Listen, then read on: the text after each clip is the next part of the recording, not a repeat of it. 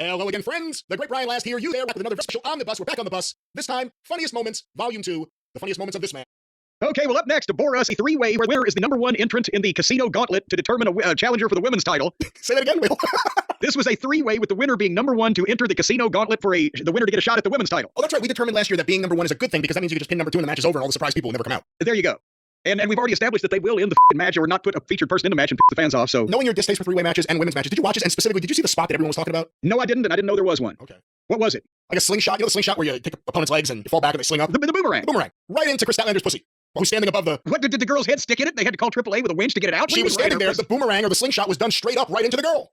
But did the other girl's head lodge there? I will find you this spot and send it to you. I can't believe you didn't see this. This is the only thing anyone was sending me for like a day. I didn't see it. But it took 15 minutes on the air for this whole thing, and Statlander beat Toni Storm, so now that Toni Storm has amnesia, she's a job girl again, starting from scratch, potentially having crotch rash or whatever's going on with these people. And the other option, it's either amnesia or timeless Toni Storm is tricking everyone. Her latest role is the role of Toni Storm from a few years ago. Neither idea is very good. Okay. But she did say, she being Toni Storm, said that, she did her best, but she's not ready. It's a great honor to be out there, and she's going to keep working hard. What's the... So, amnesia is a hell of a drug. I have a video of the full match I'm going to be sending you in a second. I'm trying to find exactly where the spot I was telling you about took place. There's a lot of action that I'm scrolling right past. Everyone's down. Everyone's up. Everyone's down. Everybody up, everybody down. Everybody is high, everybody is low. Well, that was AEW Dynamite, and one last thing from Dynamite to complete the segment we were talking about earlier. I sent you an email, Jim, with the move I explained, I believe, as a direct shot right to the pussy. Yeah? Tell me if I'm wrong. Tell me if it's something you've seen before. What do you think? Well, hold on here. I'm clicking on it now. There's a link of an isolated clip of just this moment. So, yes, Statlander is posing in the middle of the ring doing the double bicep when Toni Storm is laying underneath her as if in a position where if she sat up, she might be able to go to lunch. And Willow gives her the old Fabulous Kangaroo's boomerang so her face crashes into Chris Statlander's vaginal area. Yeah. Yeah, and Sockface is fucking just hilariously uproarious about it. It was inventive. Yeah, obviously the commentators always being goofy idiots isn't a big help. But that was AEW Dynamite. The thing is, he's playing the part, and it was typecasting of some fucking teenage guy in his basement that never gets laid. Oh, look, they're hitting each other in the pussy. Jim, what do you think of the chances that Tony Khan will pay attention to some of the positive reaction to Ian Riccaboni this week? Some of the positive reaction to Tony Schiavone, his favorite stooge, not being there? To many of the comments coming from longtime AEW supporters criticizing Excalibur, what are the chances Tony Khan will realize this is the time for a change? You think the odds? The odds. What are the odds? What are the odds? The odds. What are the chances I'll say the right thing? Well, it's all about the chances of the odds. And obviously, in this case, you didn't. But folks, if you want to say the right thing and do the right thing, you can go and speak to our friends at DraftKings Sportsbook. Not really. And because you know us, new DraftKings customers can bet $5, and they're going to get $2 in bonus bets instantly. So you can bet that every single player on the Jacksonville Jaguars is a complete loser. And you can bet that the owner and the coach and everybody else are complete imbeciles. Taxes was waiting and wondering. Should we get into it now? It's time for it. The next segment, which started at 8:55 p.m. Eastern, went across the top of the 9 o'clock hour, and for all we know is still going on today, was with Jeff Jarrett and MJF. And by the way, I would like to acknowledge the fact that there was a Dick the Boozer sign held up on television during this segment, even though the Boozer wasn't in this segment. He got it on TV before they took it away, and we'd like to thank, I'm just going to give his first name, Dylan from up in Florence, Kentucky. Florence, y'all. Dylan, thank you very much. You are the winner of the Dick the Boozer sweepstakes. And Brian, what does he win? A hearty hand clasp or a pat on the back? You win 48 hours with the Boar Horsemen. Spend time with them as they drive endlessly to nowhere. All along, you go nowhere. With the Boar Horsemen, courtesy of your friends of AEW, and of course, Dick the Boozer. And by the way, folks, that was totally unprepared copy that he just recited there. But Ontario. There certainly is one there. AEW security did not like the sign. They confiscated it about 15 minutes after he got there. Or held it up or whatever, but he attached the photos of the sign that was held up and I saw it on the camera, so I saw it on the camera. See, the funniest thing is not just the sign being held up, it's when you see the person's face and they're having the time of their life holding the sign up. And you know that Tony and security are like, oh shit, get the sign, get the Boozer sign. They're the happiest fan in the fucking room when they're holding up the sign. But anyway, but back to this, I'm just trying to prolong. Boy, I personally like one person here, and, well, I can't say, obviously people know that I've worked with MJF in the past, so I personally like both people, but professionally, Jeff especially, and professionally, MJF has such talent and had such promise. And Jeff comes out and says 5 words in the MJF music, and that used to be, okay, we're on autopilot for the next 20 minutes. Whatever happens, we're going to enjoy it. And it ain't there no more. Because I don't know what is going on here, but I like the idea of Jeff, and we talked about this, and you said you were even somewhat interested in the idea of Jeff making some, last run, the last outlaw at winning the title and being an important person, and they had Dustin come out later on and give him a pep talk about, we're a last of a dying breed, and you're a veteran, and blah, blah, blah. I said it could be something if done well. I'm not a fan of Jeff Jarrett, and I've not been a fan of him in AEW. I think AEW should bring him in and make him an on-air character. However, but it's a story. If it was done well, again, at the same time WWE's doing the Cena thing, if it was done well, it could be good TV. That's right. And at the same point, for me, MJF and Jeff Jarrett, because MJF is a worker and a student of the game, and they, with all the tricks that Jeff knows and all the things that MJF has the aptitude for, could put together a heck of a match without the Havoc and Ronas and the flips around the fucking periphery. And I'd like to see that. But after this promo, I don't know if I want to see any of it.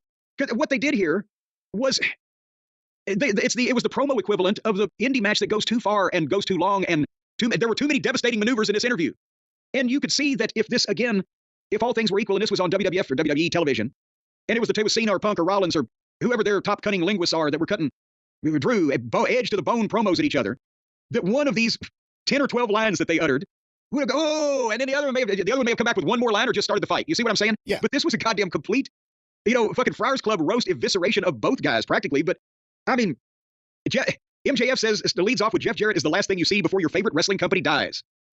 Again, maybe a true statement, but maybe not the thing you should say. Yeah, but the guy you're about to work with in some allegedly main event program, but also actually theoretically, no, not correct. Because Jeff Jarrett wasn't the final champion in WCW. TNA wrestling still exists to this day. Global Force didn't make it, but I don't think that was anybody's favorite wrestling company. Not even Jeff's. There you go. So, but it's for the insiders. This was, and Jeff went right along with it. But MJF called Jeff a raging alcoholic and talked about sending him back to rehab. Oh, but I'm a big fan of that sexy MILF Karen. While you're in rehab, tell her to call me that way. And later on, she can show you what a generational talent and an Olympic gold medalist balls taste like. And Jeff is in the corner. He's just having a smirk and laugh it off because he's going to come back with all this stuff. But again, a little inside, kind of bad taste, but also it's so much. They're in a pole barn in Cincinnati. Hey, can I ask you a question? I know that Jeff's not hidden the fact that he had an issue with substances, or I guess we would say substance abuse, and he's clean. But has that ever been talked about? Well, I don't know if it was alcohol. It wouldn't be. Was it just alcohol? Well, I believe that was the case. I mean, unless you count vodka and bourbon as two different things or whatever. I don't think he was on fucking crack and mushrooms, but go ahead. I don't know. And again, I don't think mushrooms are really a problem. Mushrooms are a wonderful thing that can enlighten. All right, Dr. Leary, let's stay on topic. But no, but crack is bad. Crack is whack. Crack is whack. What I'm trying to say. Yeah. But has that been established on TV? Has that ever been talked about, the fact that he's... No, that's what, again, this is all for the people on the internet. But what I'm saying to you is if somebody in the wide United States of America happened to be turned on to TBS on a Wednesday night to see these two guys in a wrestling ring, but there's the entranceway 50 feet away and it looks like a Nickelodeon game show set, and there's not 1,500 people there because there's only 1,500 tickets out. That includes the freebies people didn't fucking show up for. And these guys are talking about what each other's balls are going to taste like to their fucking wife, and you're a raging alcoholic. And then Jeff comes back and he's trying to, after that evisceration, he still has a story to tell where he knows his best years are behind him. But when he entered the Owen Hart Cup, the fans woke up a desire in him. Could he do it one more time? Could blah, blah, blah, and that type of thing. Could that put me on track to be the AEW champion? But you think you hurt my feelings? All that's been said before, so apparently everybody talks bad about Jeff. But he said, I've done all your shit better than you. Now, here's the problem, is that, yes, Jeff was a heel for most of his national television exposure, but I don't know that anybody thinks that he was the verbal linguist equivalent of what MJF does, but at the same time, Jeff's done a lot more dirty things physically because he's been allowed to. Well, no. I mean, in angles that meant something with main event talent because he was in a company that allowed that type of thing. But the point is, he's telling that story, and it's like he wants to get a sympathy behind him as a valiant veteran trying to, but then he comes back with, I don't know if you're a dumbass or a scumbag, because your family life, you were raised by a call girl mother and an ambulance-chasing father. Where did that come from? That's what I don't fucking know. When your father knocked your mom up, did she still make him pay for that shit? Suddenly we got, the goddamn Comedy Central roast up here. The other problem is MJF, no matter what lines he's saying, he'll try to get into the intensity of it, and he tries. Jeff's delivery, beyond the material. He was doing Henny Youngman. But his delivery sucked. Like Jeff, I thought one of the issues here was the overall segment, there were a lot of issues, but Jeff's, I just didn't think Jeff was really, I don't know what good could have been done, but Jeff was not doing good here. Jeff is not an insult comic. And then he said, and your old lady, girlfriend, not mother, your old lady is a Canadian call girl. And I actually wrote, what is happening? What is happening? And then Jeff said, while you were going 60 minutes with Osprey, your old lady was out in a parking lot banging 10 guys.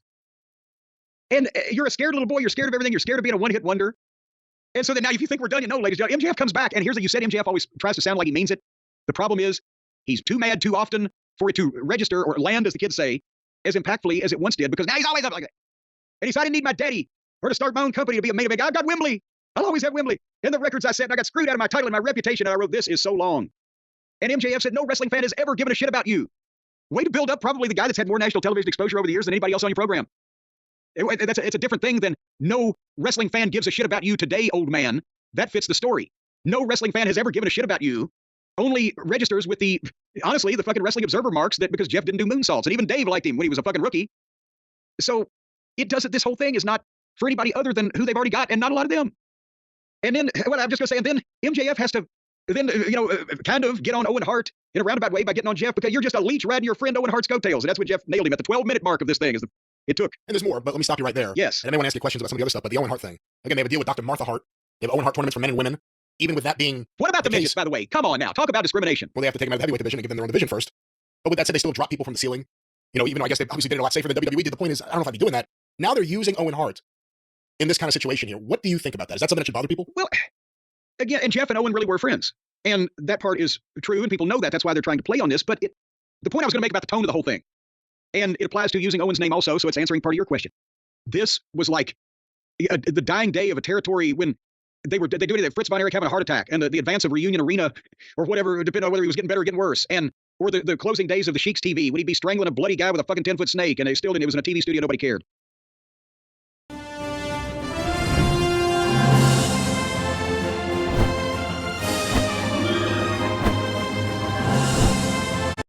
Foot snake, and it was in a TV studio, nobody cared. The venue, any of these lines on Raw, spoken amongst the top guys, would get the big ooh, the big pop. But there were dozens of them. They just eviscerated each other. But also, it was so smart and so inside because so much of this stuff didn't apply to any story that had been told on television. We didn't know, for example, that MJF's mother was a fucking whore. We weren't aware of that.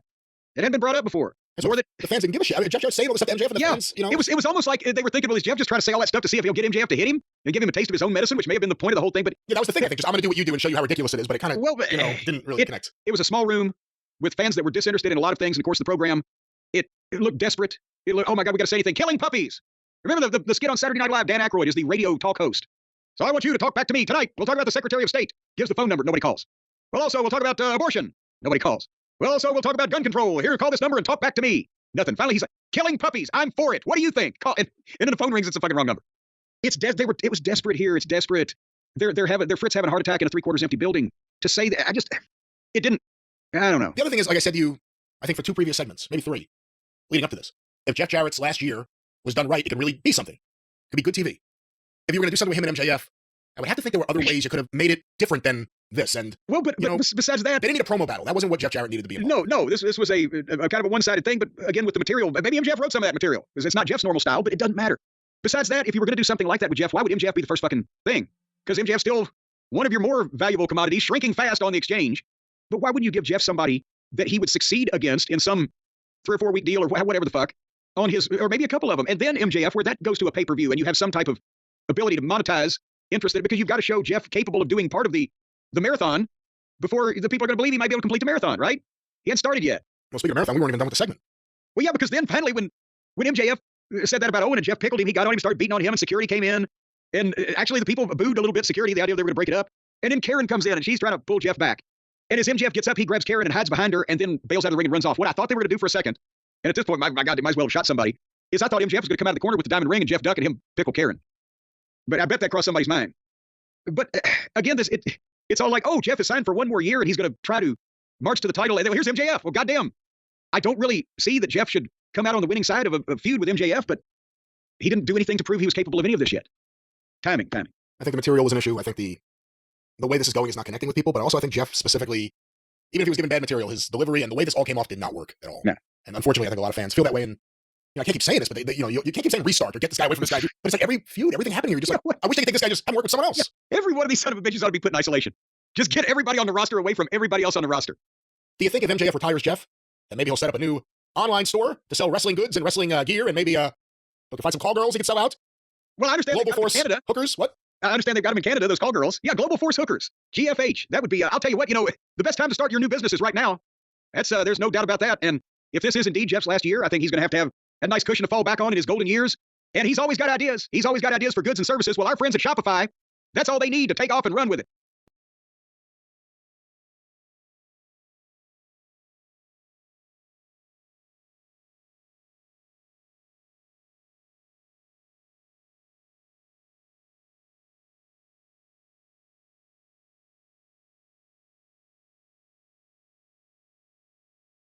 Open a Chime checking account in 2 minutes and we'll spot you up to $200.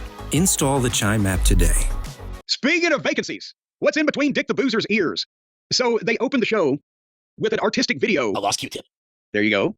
Dick, you and the Horsemen were explaining why we should care about what's going on tonight with Hobbs. I guess, right? This, again, every Moxley promo is terrible. He has words he wants to say, and clearly in his head it all kind of comes together. It's not coming together for a single other human being right now. I don't know why his friends aren't honest with him about it. We've been saying they're the Boar Horsemen. It's the most boring faction of killers because they tried to kill people. It's not like I want to put him out of action. They wanted to suffocate him so he couldn't breathe. No, I like the bleach better. Hey, oh yeah, but they want the bleach down his throat. There was security, by the way, but whatever. This was a complete example, though, of polar opposites. And you had the Boozer and the Horseman. He's rambling and they're showing the footage of whatever they're doing, but it doesn't explain anything about what the hell has been going on or what this whole thing is. But then they transition to Hobbs and he's speaking and he looks like a star. And in probably 30 seconds, and maybe it was edited, but what's fuck, at least it came off on television. He cut a great promo in plain language explaining kind of why he wanted Moxley, how he got to Moxley, and why he wants to kick his ass. And that's, I don't know what the fuck's going on with these other people at the start, but that big fucking mean looking guy wants to kick this guy's ass. He got my attention, and I didn't say anything. I was going, what the fuck is happening here? And I agree, but the problem is, as I was watching this, all I'm thinking is, how are they going to do the match? If he loses, it kind of takes away everything they've done in the last week and a half, 2 weeks to try to build him up. And if he wins, you have a new world champion. So I wasn't sure. And the way they went, well, there are shades of gray in between that they could have done if they knew what they were doing, and they didn't do any of them. But I understand your point. And that was it. Well, and we'll get there because that's our main event, ladies and gentlemen. Of this, did we mention it was on January 15th, or did we even? Yes, I said that. Well, you will in see. Well, I'm just making sure. I got to keep an eye on you.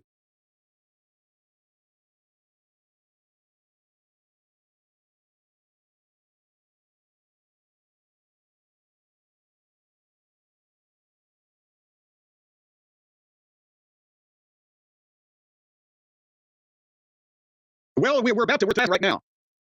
Poor Will Hobbs. Poor House Hobbs. That's his new name. Poor House Hobbs.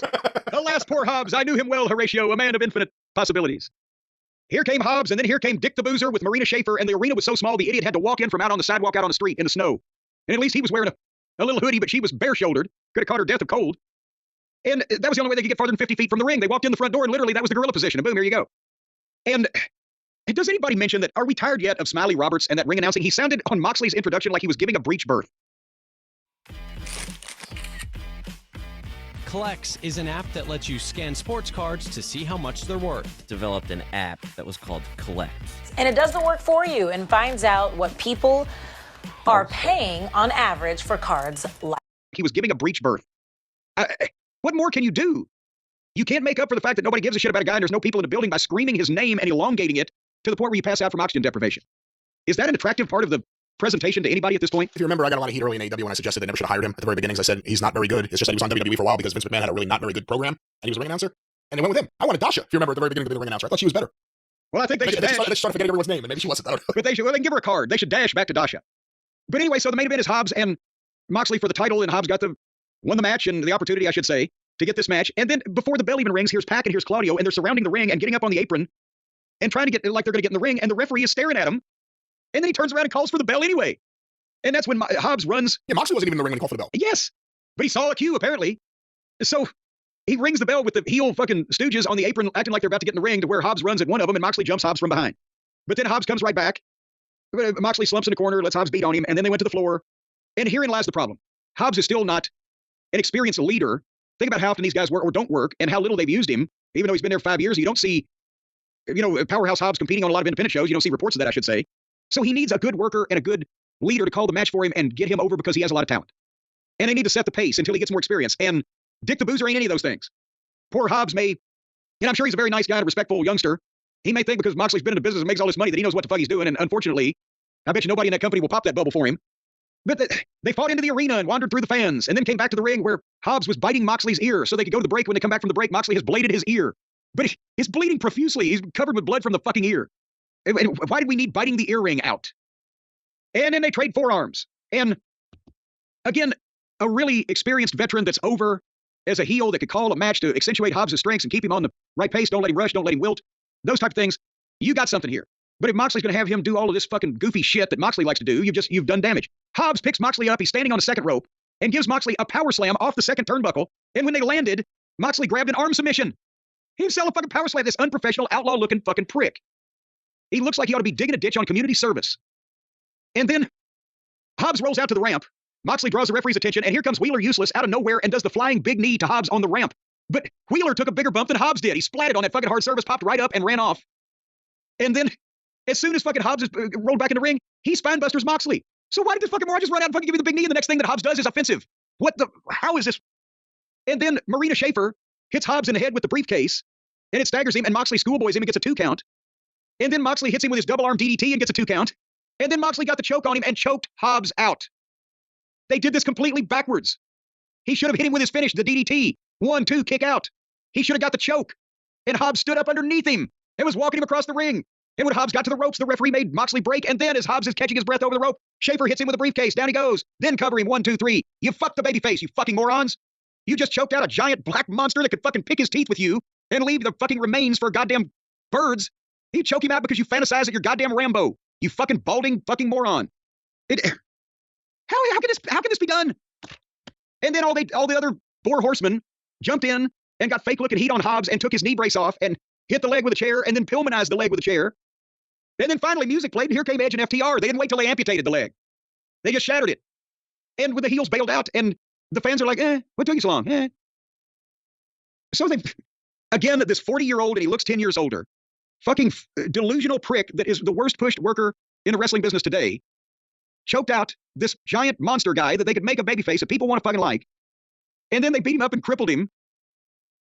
And again, too, if you're going to do this match, and they set it up last week, where they said that, apparently unbeknownst to us, Jon Moxley got him his job in AEW, and he's going to make Jon Moxley his bitch. We've been waiting for any babyface to say that, something like that attitude. We're still waiting for one to do it, though. And the match happens in Jon Moxley's hometown. It happens in the place most susceptible to cheering the heel. That's where they did the match, and then they choked him out. And they just did this. It's not the exact same thing. Big Bill just got choked out by Edge to build up, him and Moxley to choke people. Right now, if you're asking me who I'm going to push, Powerhouse Hobbs or Big Bill or Cope and Mox, I'm trying to find a way to get those other two guys over and do more with them. Yeah. And get Big Bill away from Jericho. Yes. Then this choking out Powerhouse Hobbs killed him. It killed him. They have not done a single goddamn thing for the booking of Will Hobbs since he got there. He got there, he's like, wow, this guy's impressive. And then they made him a heel, like, okay, they're trying to do something. They made him Powerhouse Hobbs. That was it. That was the last moment they ever did anything for this fucking guy. They made him Powerhouse Hobbs. Jim Ross kept calling him Willie on commentary, I think. Willie Hobbs, baby. But he was a heel. He was doing the stuff with Ricky Starks. And then, like, everything just is not, it's like 2 years now, just nonstop stupidity. They built him up. And even AEW fans are a little hopeful because they want this Moxley shit to end. And it's not ideal. I'm not saying he should remember we talked about this a week or two ago, that when Powerhouse Hobbs came back as a babyface, it was because his manager forgot about him and he was the babyface partner of the big babyface Ricochet. That's right. And that was 2 months ago. So that's all worked out, apparently. Terrible. The fact that they're still going with this Moxley shit, we'll talk later on about some of his quotes in the media the last few days. Oh, boy. That Tony Khan thinks this is good is astounding. This is some of the worst wrestling TV we've ever seen. Ever. Oh, you can't compare it to WCW. Yes, I can. Yeah. I can compare this to the worst of TNA. I can compare this to the worst of WCW. I can compare this to the worst of WWE. This is really bad TV. This is the worst modern TV for any major wrestling company. I'll put it that way. Just terrible. The wrong guys get pushed. They went from pleasing their fans, like you said, clean finishes, no ref bumps, athletic matches that, in their own weird, led by Tony Khan way, all kind of made sense in a weird way. You kind of had to stretch things. Now they have guys all over the place. The babyfaces never win. We've had multiple pay-per-views now where the babyfaces lost almost every single match. And the crowd reactions and the crowd sizes and the crowd energy. Well, and also, even after they lose those matches, the heels still then jump on them and beat them up more, and nobody comes out to help most of the time.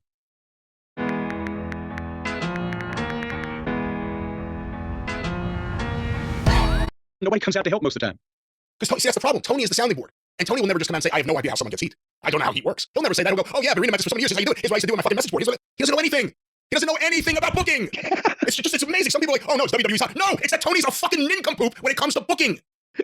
Some people watch Mid-South Wrestling and just focus on, wow, these matches are great. And those matches are great. Other people realize, man, the commentary was a major part of it. Those angles were so hot, you had to see what would happen. And the finishes and the promos. All the things that were important. None of that is applied here.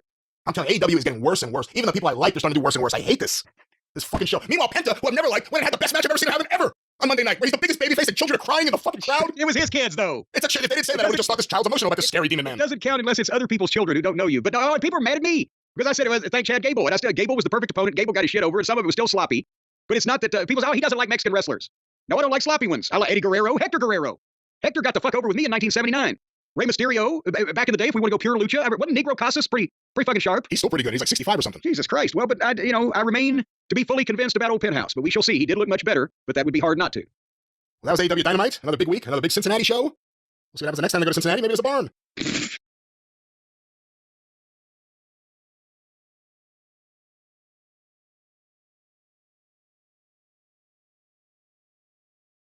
But Jim, let's talk ratings as I turn this piece of paper over. We have ratings for AEW Dynamite as I drop my pen, making noise all over the place. Yeah, you're going to get in trouble for making all that noise over there. I already anticipated. That's why I try to give myself an out. Let's talk ratings, Jim. How you doing? Well, I'm doing pretty good. Ratings. How are you? I'm still trying to get this piece of paper over. Well, here we go. The ratings you can't turn a piece of paper over. You need to be exercising. And then it turned itself over because of the wind from when I punched the table. And then AEW Dynamite, Jim. Yes. January 15, 2025 in Cincinnati, Ohio, from 8 to 10:07 p.m. On average, 679,000 viewers. Holy moly! So they made up for having nobody there live by having an extra 40 or 50,000 show up this week on television. Well, that's hold on here a second.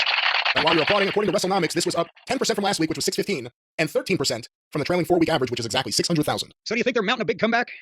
I don't know. I think Kenny Omega came back. I mean, that's the one thing we could definitely say happened on this show, and I think he does cause a little bit more interest. But I also think they've had a stronger lead-in. Right, for a while, wasn't the lead-in like getting lower and lower? And I feel like the last couple weeks it got in higher. Higher and higher. It's coming higher. I'm higher. Your lead-in's lifting me higher and higher. Now, Jackie Wilson, Jackie learned a lot from me. Besides that, it does show that being on Max has not siphoned any of the cable viewers away, so they have alleviated those fears. Do we have any knowledge that anybody that wasn't watching before is now watching on Max, or is that yet to be determined? I have not heard anything public, but I also have not checked. I can check a little bit later on, but as I told you, I didn't think it was going to really be a factor one way or another. It's not Netflix where they're going 100% to for Raw. This is just a simulcast. This is another cable outlet. if you really want to look at it another way. Yeah. So I don't think it's really doing anything. And again, I don't know if the archive's doing too much either. But let's go to these quarterly numbers. These were compiled by WrestleNomics. And it says, by the way, doesn't include viewership on Max. So this is not including Max numbers. Well, we figured that. We never thought it would be. Quarter 1, 8 to 8:15 p.m. Kenny Omega versus Brian Cage with picture-in-picture. 831,000 viewers. Woo! That's bigger than they've been in a while. We go to quarter 2. The 8:15, 8:30 p.m., excuse me. The continuation of Omega versus Cage. The post-match with Ospreay, Fletcher, Archer, and an ad break. And the Chris Jericho promo. You boy. 703,000 viewers. Oh, okay. Well, because the end of the Omega match came in quarter 2, but there was still more stuff, and boy, Jericho will run people off like nobody's business. But it doesn't look promising that they lost 128,000 people before Kenny's match was over with, or right about the time Kenny's match was over with. Well, we go to quarter 3, 8:30, 8:45 p.m. The Ricochet Live promo, and Angle with Swerve Strickland and Prince Nana, the Mercedes Moné video, and the start of the Hurt Syndicate versus Mark Briscoe and the Privates with picture-in-picture. 683,000 viewers. And there goes another 20,000. They're down now to within 4,000 of their average, so we know that they've got further to fall, but holy mackerel, maybe they should have handled those Privates a little quicker. We go to quarter 4, 8:45 to 9 p.m. The continuation of the Hurt Syndicate versus Briscoe and the Privates, an ad break, and the start of Jeff Jarrett and MJF's live promo. 649,000 viewers. Oh, good Lord. This is also the low point in the key demo. It went from 234 to 212. Well, they've almost got to pick some up at the top of the 9 o'clock hour seg 5, which would still be mired right in the middle of the MJF and Jeff Jarrett character assassination segment. But just that they're down this far, this quick ought to be somewhat disheartening. What is quarter 5? Quarter 5 is the big 9 o'clock hour, 9 to 9:15 p.m. The continuation of Jarrett and MJF live. The Hook versus Christian Cage match with picture-in-pictures, at least the start of it. 675,000 viewers. Key demo bounced back up to 246. So that probably can be attributed pretty much to MJF, but now it's 26,000 viewers. And less than that, but still something in there. Or maybe about that in the key demo. It's one of those things you worry about when a lot of people see something, or, a good amount of people see something that may not be the... Like, it's done, I think, like almost 300,000 views on YouTube so far.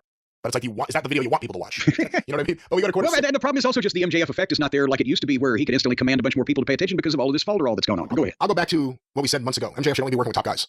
And Jeff Jarrett has not been used as a top guy. We can't treat him like a top guy. He's close to 60 years old. So, I mean... Hey, watch out now. It's the same problem. He's only 54. Oh, okay. I thought 55. I thought he was 57. He turned pro in 86? He turned pro in 1986, but when he started refereeing, had he turned 18 yet? But he's born somewhere around 1969, which would make him 56 this year, but can't remember when his birthday is. Well, 55. You'll defend him over anything. I said 57. Don't make him 60. Let's we go to, where are we? Quarter 6. It's quarter 6. It's 9:15 and 9:30 p.m. It's Christian versus Hook continued. And the post-match with Samoa Joe. A Casino Gauntlet recap, an ad break, and Jeff Jarrett and Dustin Rhodes in the back. 642,000 viewers. Did you always want to be in this line of work? I always wanted to be famous. And there's our low point so far, and we got 2 more quarters. We go now to quarter 7, 9:30 to 9:45 p.m. The Women's Casino Gauntlet match with picture-in-picture. 673,000 viewers. Holy shit, what an insult to Seg 6 that they got 30,000 extra people to watch that women's mess. Also, the high point of the key demo, 265. So, how many of them were males? Hey, listen, I'm all for at this point, we're trying things. Make the entire show Women's Gauntlet. Just 2 hours of Women's Gauntlet, and let's see what kind of damage you can do to the business. Let's go to quarter 8. Now, mind you, 7-minute overrun. Quarter 8, 9:45 to 10 p.m. An ad break, and the start of Powerhouse Hobbs versus John Moxley with picture-in-picture. 606,000 viewers. Oh, good Lord. 7-minute overrun, continuation of the match, and then the post-match with FTR and Cope. 611,000 viewers. And that was supposed to be Impractical Jokers this week instead of Modern Family. And it was after this. And it was Impractical Jokers. The World Championship match is by far the lowest rated portion of the program, and that's an accomplishment.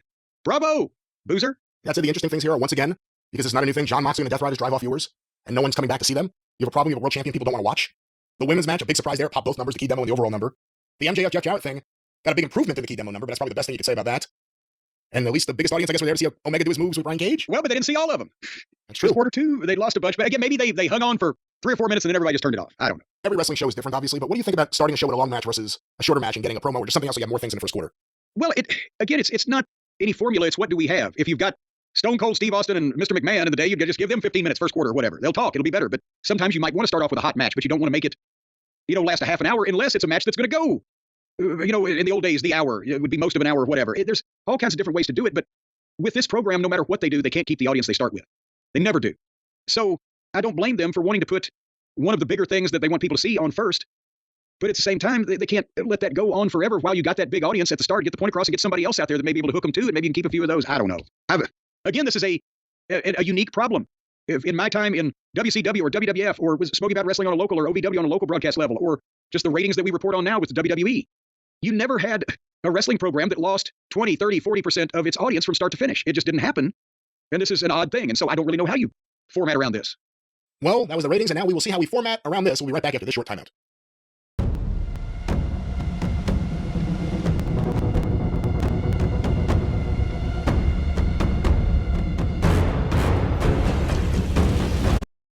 Our opening match is Brian Cage and our friend Kenny Olivier returning to the ring in AEW. Brian, is this a lesson in context and venue?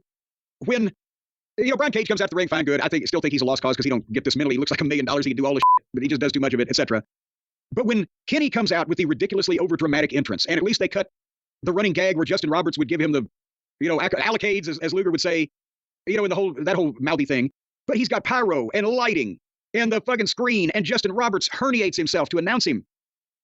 If he was a guy that was over currently in the WWE, in the venues they're running, with the production they have, something like that would not look out of place.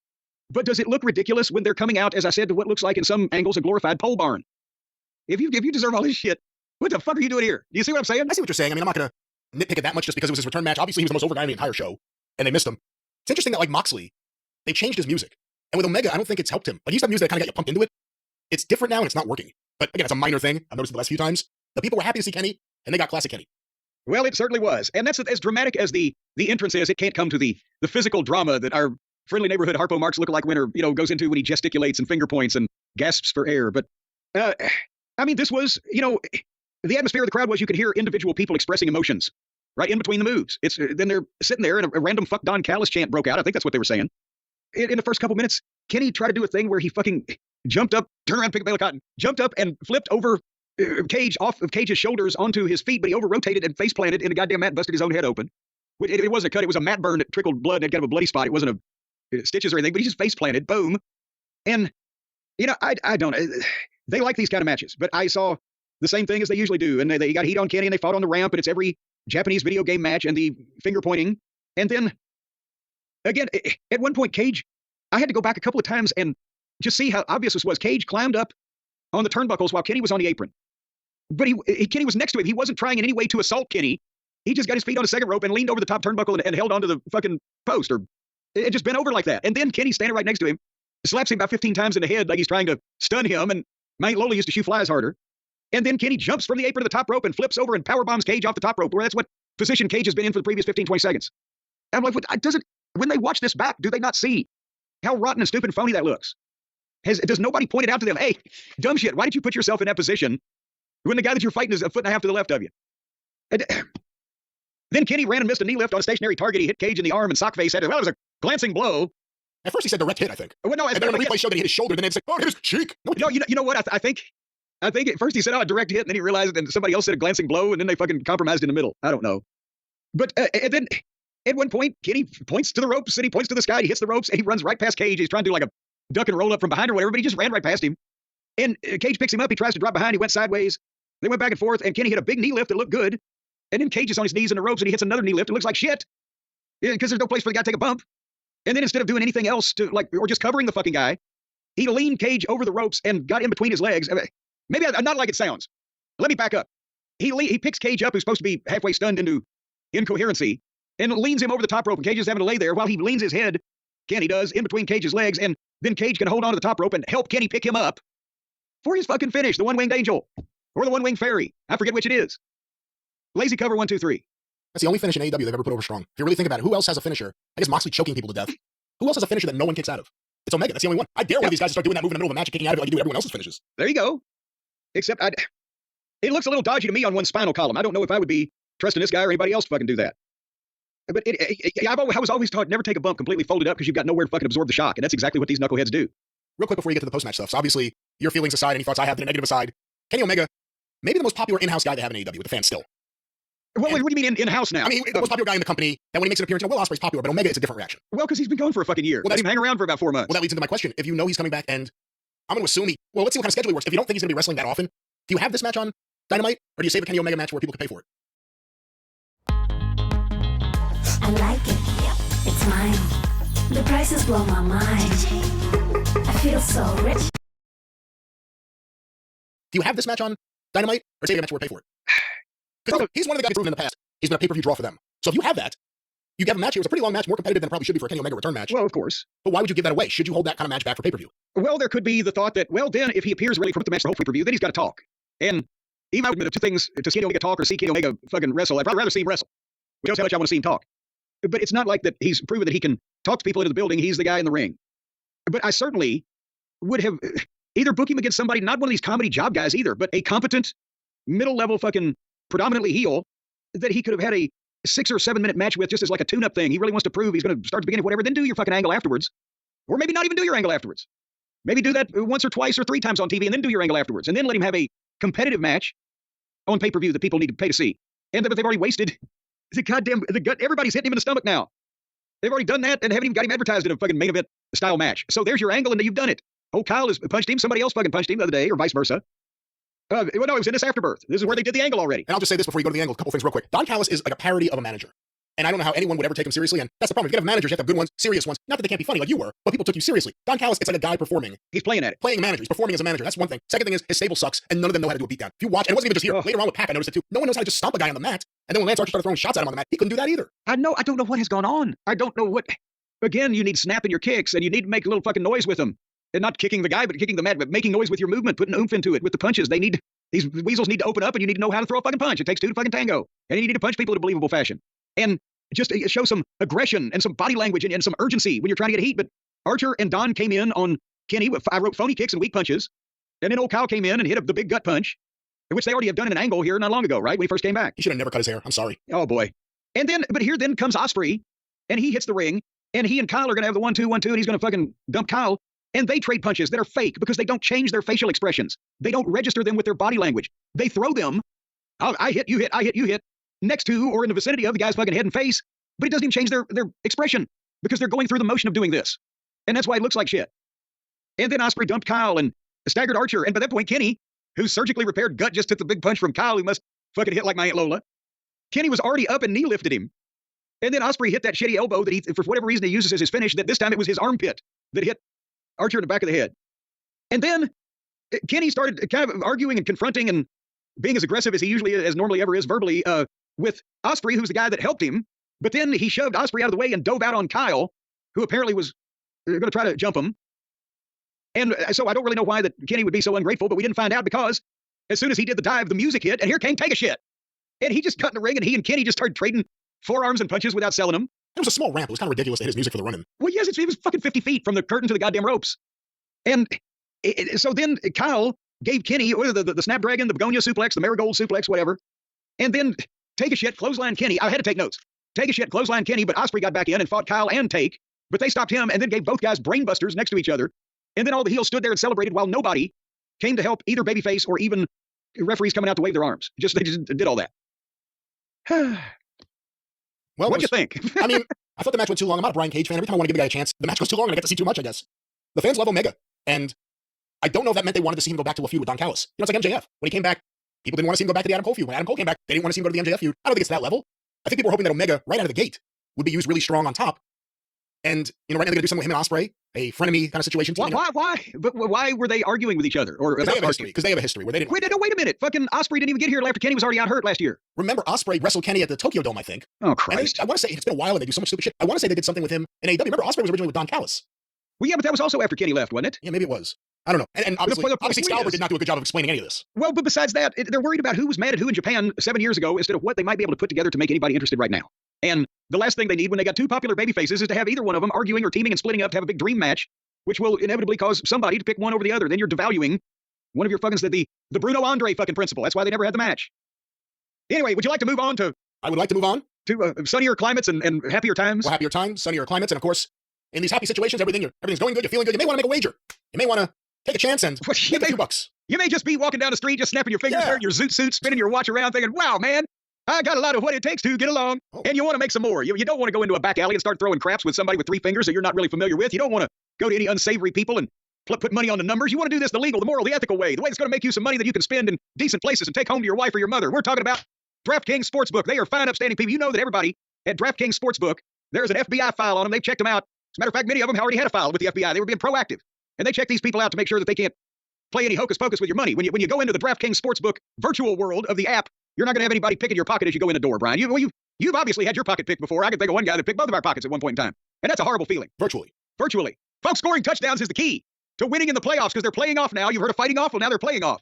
And all over the NFL, they got playoffs. I guess that's it. Or is it time for basketball playoffs? The Harlem Globetrotters are here this week. Can you take bets on the Harlem Globetrotters? You cannot. We're on the road to the Super Bowl. Are the Harlem Globetrotters really in Louisville this week? They certainly are. They had a Globetrotter spinning the ball while walking through the snow on the news the other day. Or I believe it might have been today. I recently saw the Harlem Wizards, who were kind of like the who were kind of like the Globetrotters of old, and they tour various areas and facilities. Well, so they're basically doing a fucking Wendy's hamburgers, Judy's hamburgers, Frisch's Big Boy, Jerry's J-Boy type of thing. Some kind of infringement. I don't know. You never really hear about the Globetrotters anymore. You used to know them by name. Now I can't name a single one. Well, that's because Metal Arc Lemon retired. But I'll tell you, folks, they know your name at DraftKings, especially if they've got you on file. And then, boy, you better be paid up. But I'll tell you what. Right now, if you go to the DraftKings Sportsbook app, you can bet on touchdowns. See, let's say one of the teams scores a touchdown. If you no downside whatsoever by now going to DraftKings, downloading the app, and new customers of the fine folks at DraftKings can bet $5 and get $200 in bonus bets instantly if all. I'm going to show you guys how my style went from this to this. All I had to do was fill out a style quiz. One last question before I think you're starting to wrap things up. Well, I was starting to fold things over on the corners. So with the idea that The Rock isn't doing anything at WrestleMania, and he was just on Raw and NXT as a babyface, authority figure sort of guy dressed in a wacky way, like he's going to a nightclub in Miami. I don't know what the hell's going on there. But the previous time we saw him before then, was it Royal Rumble? When Cody and Roman were together in the ring at the end of the main event, and all of a sudden The Rock came out, and that was the way the event ended? What was the point of that if he's not working with anyone? Either something has happened to convince him that whatever he needs to do that would make sense is not going to be the thing that he wants to do or will make him look the best, and so he's just deciding maybe we won't do it. Or physically it could be an issue. I mean, he's not getting younger, yeah. Or physically he doesn't feel like that he can do what he needs to do and not look, bad or give somebody a bum mood over it. Or, I got to be honest with you, Roman and Rock or Cody and Rock would be big money matches. And I mean, if Rock wrestles paper and scissors, it would draw money. But there's really nothing else that you can think of for him to do in the ring that would even be worth discussing, and the hoops that he would have to jump through to get it done. Well, there's one other thing, but I don't know if it's even worth doing. What? Again, I'm not saying anything to do this, but if you did Cena versus Rock one last time during the retirement year, it could be pretty big. Well, again, I don't know if it would work. That's the thing. It would probably be big as a draw. It'd probably be either somewhat disappointing in the end because you're comparing it to something that happened 20 years ago, or somebody's got to lose that one. And unless Rock went full-fledged heel again, it would kind of be a bummer if either got lost. But what I was going to say is I think ongoing money, not every week, but in major seasons for WrestleMania, SummerSlam, or whatever, build up to Saudi Arabia, whatever they're going to make a fucking fortune on, The Rock and Triple H, not physically, not having a match. Oh, I agree 100%. Cutting the promos and wanting control of the direction of the company, board of directors versus a chief content officer, whatever. That, and let their surrogates, who could be the Romans and the Codys and the Punks and all the top stars, could align with one or the other and be on that person's side to take control of the direction of the WWE. Then you got months and months and months. And no one has to work and get hurt. Exactly. And Heyman can be trying to be the fucking butler for whichever one wins and playing both of them against the other one. He does it anyway. Well, that's why I'm saying just bring it out in the open. How big is that angle going to be one day when someone attacks Triple H? Oh, he doesn't have to do anything. He just has to bump. He needs to have a heart attack. No, you can't do that. That was a disaster for Fritz. It's Fritz in the reunion arena. By the way, Fritz's aspirin now at Heritage Auctions. Oh, you know what? They ought to bring Sean Stasiak back and have him give Triple H the heart punch. They ought to bring him back inside the AEW so he can record all the locker room conversations and send them to us. Well, I have a feeling several people are probably doing that down there already. Oh. To report into their legal team whenever they're going to file the suit.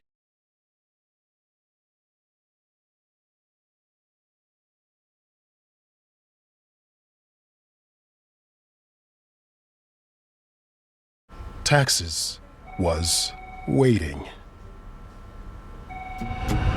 Now Taxes is a TurboTax expert who can do your taxes in a day so you can get up to $4,000 instantly. Now this is Taxes. Intuit TurboTax. Well, and let's go to the brothers, because the main event of this program was a street fight between Damian Priest and Finn Balor.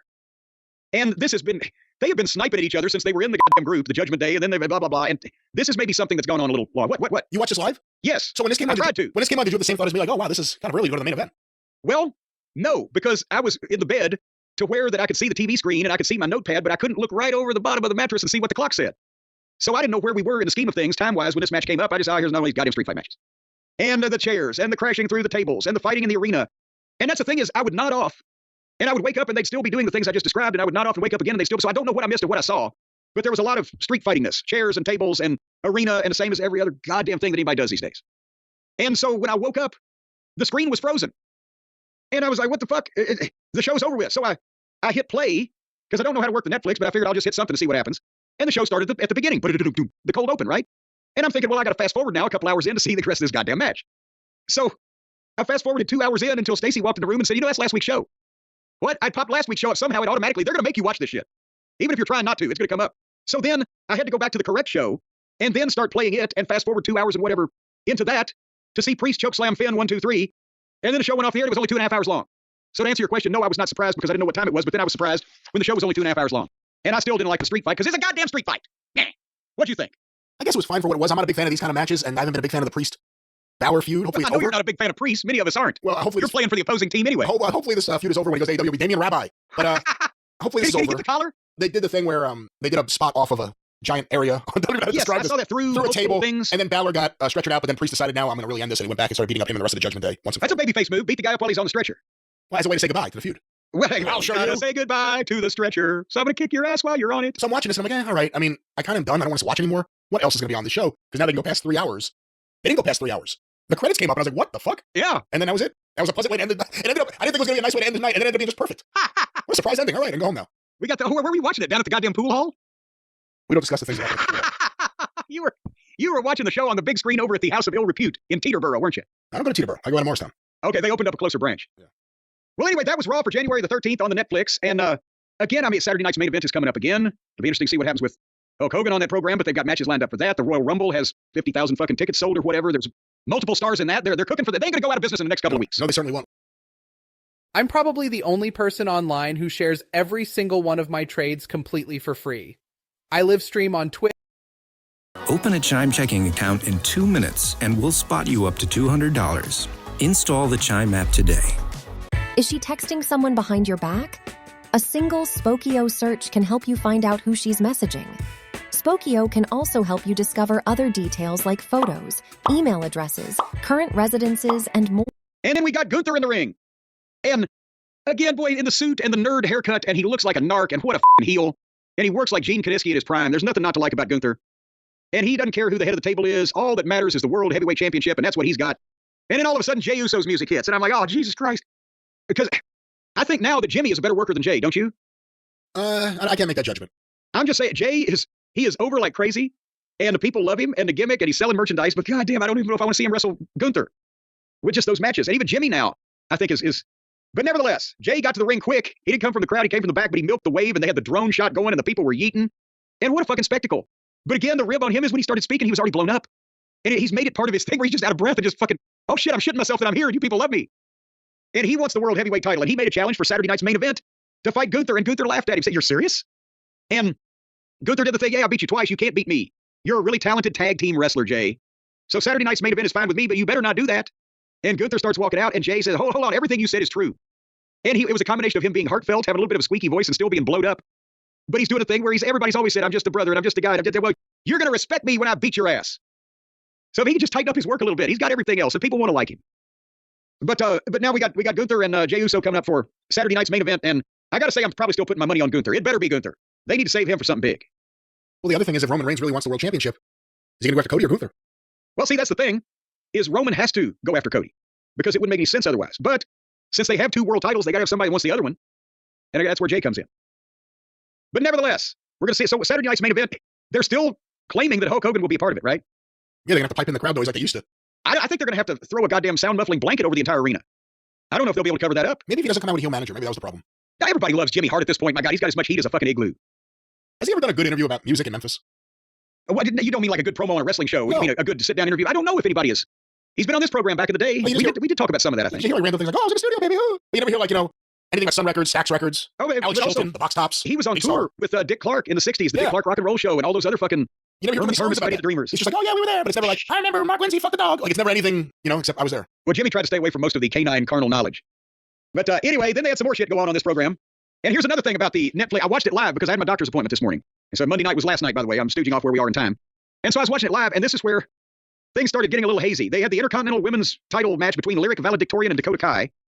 And I remember vaguely nodding as I said, oh, it's over. And Sami Zayn and The Miz was next. And that's when I really nodded off. Nodded off. You said I vaguely nodded. Like, I was vaguely nodding. Match. But then, no, I was vaguely nodding off. But then Sami and The Miz came up, and that's when it really happens. I don't know what happened there. Did anybody beat Sami up from the various heels that are after him? I don't remember. Well, then hopefully Sami's still okay.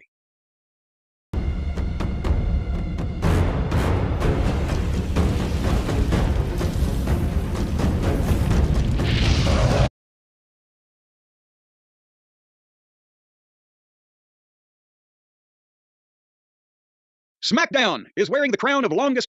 And then why don't we go again? We're going to come back for one thing, but the main event after a women's four-way, that followed a women's talking segment that was, God almighty, I'll just go to the main event. Cody and Jimmy against Tama and Jacob. And again, it's a standard match. Fatu's incredible and most of his shit gets over, but it's a standard match, and they're not trying to kill each other, and the people are enjoying the shit out of it. And bing, bang, bang. Finally, Cody makes a big comeback and hits a dive and gets the chance and does the flip-flop and fly. And it hits a superplex and a splash on Tama and a cutter on Jacob Fatu, and Uso hits a dive and knocks Jacob over the announce desk, and then here comes Kevin Owens down the aisleway. And Cody meets him, and boom, and they get together and they fight off. And now Jimmy's all by himself, and he spears Tama and goes to the top and hits him with a splash, but Jacob pulls him out and beats him up, and then moonsaults him and pins him 1, 2, 3, and the announcers are even saying Jimmy was left all alone. And then Cody and Owens fight back into the arena, and Cody tackles Owens off of an equipment case through 2 tables, and they crash there, and they're bringing the meat wagon in as we go off the air. But I think, because if they were trying to give Cody a reason not to be there so that Jacob, the heels could fuck Jimmy, then I don't know why that the announcers would accentuate Jimmy was left all alone, because that puts heat on Cody, because he chose to tackle Owens. And they said he was going to do it anytime, any place, anywhere. He was going to tackle Owens. But in the old days, people would have been going, where the fuck were you while your partner was getting beat? But the way that they said that, I'm wondering if they're leaving a little hook for later that they can play something back if Jay wanted to be the WWE champion, or Jimmy, rather. You see what I'm saying to you here? I do. So it's just, and Cody can take the residual, because he did come back out, and he did, get thrown through a table, so he was occupied at the time. But they could do something with that later on. It's just a little clue to be left. Anyway, but that was the Smackdown show. What'd you think of that big main event? It was all right. Like you said it best. It was, I don't know if you said standard. It was a fine television main event. A fine, clean contest. It's been a topic of conversation, so you'd say here, not everything needs to be a 5-star match. It was a fine main event to keep furthering things along. And the fans there seemed very happy with what they were getting. Yes, and even though most of the matches that they theoretically pay to see are okay, but the fucking interviews are great, except I will just say no more, they did a 4-girl interview that led to a 4-girl match that illustrates at least some of Uncle Dave's point that there's a lot of meaningless multiple-person matches on his program. I shouldn't say meaningless because it was all the women that want the women's title and blah, blah, blah, but that was a lot of women for a long time. But there you have that. Yeah. Brian, I'll tell you what, some of those women, they might be... Whatever you're thinking, why don't you go the other way? Why don't you talk about something else and someone else or somehow, somewhere? Some of those women, they might have boyfriends or husbands. Yes, they may. Yeah, see, so far so good. They might want their boyfriends or husbands to groom themselves better. Would you say that's fair to say? Fair to say, so far so good, yes. They might want to help these men in their efforts to groom themselves. They may want to assist somehow because the men are not doing it on their own. So then, Brian, you would... File your taxes 100% free in the app if you didn't use us last year. Just file with TurboTax Do-It-Yourself by February 18th. All tax forms and tax situations. Make the switch to TurboTax Do-It-Yourself and file free by February 18th. But anyway, then we came to the 9 o'clock hour with the U.S. title match with LA Knight and Shaky Nakamura. And I love LA Knight. I can't watch this other guy. But earlier, security had been trying to throw Fatu and Tama out of the building, and they weren't going, so LA Knight had come in, bum-rushed him, and shoved him out, and locked the door. So now they have this match with LA Knight and Nakamura, and then as soon as LA Knight hits his finish, boom, and covers him, here comes Fatu and Tama Tonga. They found the other way in. Ever since the Triangle Shirtwaist Factory fire, they've had to have 2 doors to these major arenas. And they found the other one. And they hit the ring disqualification, and they beat up LA Knight. And if Jacob Fatu's Samoan drop is not stiff, then it's a work of art. And the ass in the face, and the moonsault, and then Cody and Jimmy come back out. And they get a big fight going with the heels, and Nick Aldis comes out. And he's trying to calm them down and kick them out. And Cody said, no, I'm here and Jimmy's here and they're here. How about we have the match tonight? And the fucking crowd roars. And now we know what the main event is. We're just going to have to wait a while to fucking see it. But again, did I miss an all-star spectacle of a match, or was it basically to, again, continue Cody and Uso and the heels and the bloodline and blah, blah, blah? And I guess LA Knight, technically, because it's now multiple segments or matches that what do we call them, the bloodline? What do we call Solo's group now, that they've run into his stuff? I don't know, and we ain't seen Solo as of this point. So we got to figure, if he's lost the position of tribal chief, what is he? Now is he going to be a chief bottle washer? What's he going to come back with? Has he gone and found another island that he can run? We'll find out.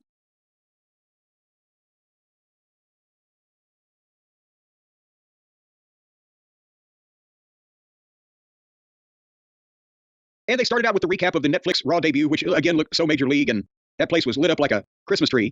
And then here, Paul Heyman is already in the ring. And I think he should have gotten a full entrance. Even if they did have to wheel him down there in a golf cart like Franklin Delano Roosevelt and get a winch and pull him out of the thing and take the turnbuckles off the bottom rope like they did for the McGuire twins and roll him in, I think they should give the man the respect of a full entrance. He's not that big. Will you stop? I'm trying winch. Did you say a winch? A winch. Do not call Eleanor Roosevelt that. How dare you? No. I'm talking about the block and tackle type of... Oh. But he was in the ring and he was all excited, ready to address the crowd because of the big triumph. Officially, there's only one tribal chief, and it's Roman Reigns. And of course, the people chant OTC, and that's right, only tribal chief. And Roman has instructed Paul to tell everybody what is next in the career and the life of Roman Reigns, and he's going to do that. And to be respectful, and he's been told to do this, to say this to this man face to face. He wants to talk to the undisputed WWE champion Cody Rhodes, and he calls out Cody. And I love this because as he mentioned Cody's name, the crowd started booing, but they weren't booing Cody. As soon as his music hit, they cheered him like crazy. But they were booing the idea. They started to think, oh, Paul's going to turn. I mean, they're with every goddamn line that's being said by these top guys. And so they're like, oh, what's going to happen now? No, we want to like Paul and blah, blah, blah. So Cody comes in, shakes Paul's hand, and then Paul does Paul. He puts Cody over like $1 million. I can't replicate the eloquence or the smarminess. But the bottom line is, after this delivery, Paul tells Cody to his face, with Roman Reigns' respect, that Roman Reigns wants his title back. Put the title back. Blah. And Roman Reigns is entering the Royal Rumble. And the people are popping on this. And Cody, it sinks in on him. And as soon as he starts to speak, there's the Cody chants, but then he gets interrupted by Kevin Owens from the stands with the fucking microphone, and the people pop on that. Even though they're like, yes, do more of the shit that you're doing, these soliloquies of eloquence. So Owens said, this is even worse, and he's got the t-shirt on that says, Kevin is right. I knew it all along. He's from Canada. He's got that physique. He's George Crybaby Cannon's illegitimate son, Brian. I can see that. See, now you said the Kevin is right. That's right. Yep, I am right. Kevin is right. So Kevin Owens says it's even worse. Now, Cody, you teamed up with Roman. Then you kiss The Rock's ass. Now you shake hands with Paul Heyman, and 30 seconds later he tells you that Roman wants his title back. What kind of fucking basically dipshit are you? And Cody has all he can stand, and he bolts through the ropes and down the aisle and up the stands, and they get in a big fight, him and Kevin. And the crowd is up, and they both fight out through the breezeway into somewhere in the arena. And Paul's still in the ring, and he's got up on the bottom rope. He's so excited. And can you imagine, they must have reinforced that steel airplane cable in the turnbuckle. But nevertheless, he steps down off the turnbuckle from looking up in the arena, and there suddenly behind him is Tama Tonga and Jacob Fatu. And Paul turns around and sees them and shits himself. And they've got him cornered, and they're menacing him, and he's like, no, I'm a father, and all the thing he does. And here comes Jimmy Uso. And Jimmy Uso super kicks an ass in faces. Asses in face? No, he's only got one ass. He ass in faces all the heels, and he gets a chair, and he whacks Tama. And then he whacks Jacob Fatu, and Jacob no-sells it. And turns around and gives Jimmy a big tackle, and Jesus Christ, what a bump he took. And they get heat on Jimmy, and the referees now are coming out. They can't stop it. The agents, and Ken Doane gets super kicked. And now Cody comes back in, wherever the fuck that he left Owens, and he dumps Tonga, and he fights with Jacob and bumps him over the top, and the heels are being held off by all the minions, and the people are fucking up. And a 20-minute segment. And it was like boom, boom, boom. It was good. And these people are loving this shit. Your thoughts on the matter? It was enjoyable. It reminded me of that match we said a couple weeks ago. What was it? I guess it was the Roman Solo match. The match was all right, but it was like ECW. The right timed run-ins, the right run-ins for a big pop. It smells of Paul Heyman. Not to jump in on your... Again, that's just because of his weight that odor comes up, because it's the mildew under the flaps. But go ahead. I'm one of the things I'm happy with right now is the way WWE is incorporating so many people in so many different things. AEW, they've kind of done it the other way, so we've seen a lot of that lately, where it's just too many people running around, nothing makes sense, no one cares. Everyone's gunning for the Royal Rumble. Everyone knows that Roman's out there trying to do his thing. I don't know. I like this stuff better than the matches on SmackDown. Well, yeah, because this is the stuff you really want to see. But it's focused. They're promoting shit. They're making big events upcoming instead of trying to make the TV the greatest show in the history of, like Nick Goulas. We're in store for one of the largest crowds I've ever seen in all my years.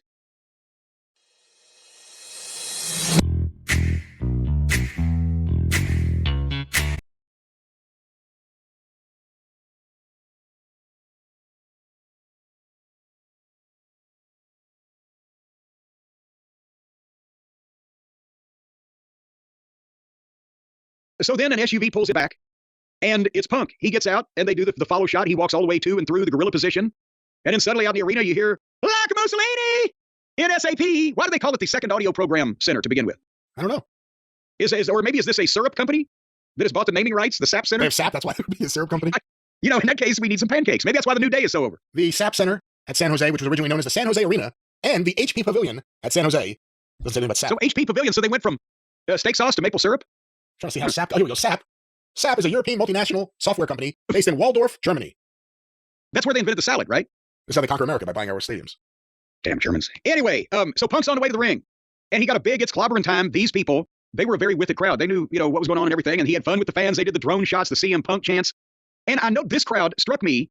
Maybe I just don't watch all the WWE crowd shots, but was this crowd, did they look even younger than even normal WWE crowds lately? There was a lot of the demographic there. There were a lot of Penta's kids at ringside. Oh, come on. He's not goddamn that prolific, for heaven's sake. What is he, Peter Norton, the whole goddamn northern Mexico, southern California area? There's like 6 kids there, maybe. I don't know. But anyway, I don't mean just children. I mean young adult people. This seemed like the core WWE crowd, the crowd they want. Well, there you go. They were to the core. And Punk did the promo, and he threw in a thank you to the firefighters and the first responders, and, with the wildfires in California and everything. And then he got down to the promo. And again, I'm not going to do the thing word for word, and I wouldn't do it justice, but again, he told a story. Seth Rollins is no longer on my plate. Last year, the Royal Rumble didn't go my way. I tore my tricep. I couldn't see my dreams. But I made my biggest setback, my biggest comeback. And John Cena, I see you and I always have. And John Cena is declared for the Royal Rumble. Well, so have I.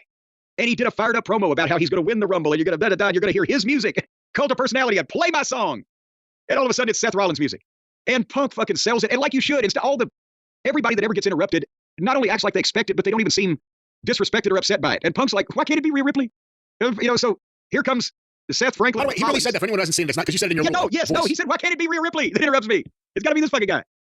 And Seth looked like Elton Rollins, and he came out, and the fans whoaed for a long time. And then, again, these people are following everything. Besides the fact you're seeing ever more and more signs in these buildings, which was a big thing that you start seeing in the Attitude Era when you knew that they were hooked on stuff. Seth took off his glasses and had a black eye, and the people started chanting CM Punk, CM Punk. And then Seth blisters Punk. I'd rather be the worst version of myself than any version of you. And last week was the worst loss of my career because it was to you. And I'm going to flush your WrestleMania dreams down the toilet for redemption for myself. So I am going to win the Royal Rumble, and I'm going to throw your ass out along the way. Now they've got John Cena and Roman Reigns and CM Punk and Seth Rollins. And who am I leaving out here? Oh, wait, the next guy to come out. As soon as he tells Punk he's going to dump him, then here's Drew McIntyre's music. And now Punk is fucking, goddamn, this guy too. And Drew comes out and says something that you think is knocking Punk, or that you would think is knocking Punk, about what a disappointment you are. Blah, blah, blah, into the accent. And Punk fires up on him, but he said, well, it's great that you're listening, but I was talking about Seth. And Drew tears Seth down because Seth was nowhere to be found last week to stop Roman Reigns. He's only out for himself. And then Punk said, fuck it, I can't take it anymore. I hate both of you. How about either one of you? Come on in here, let's fight. And then Drew said, oh, you want to fight tonight? And the crowd's roaring. And Drew said, no, why would I do that? Because Roman Reigns is playing chess and everybody else is playing checkers. So I'm going to have to do this all by myself. I'm going to win the Royal Rumble. And I'm going to win. Like, this is great. Everybody has a reason.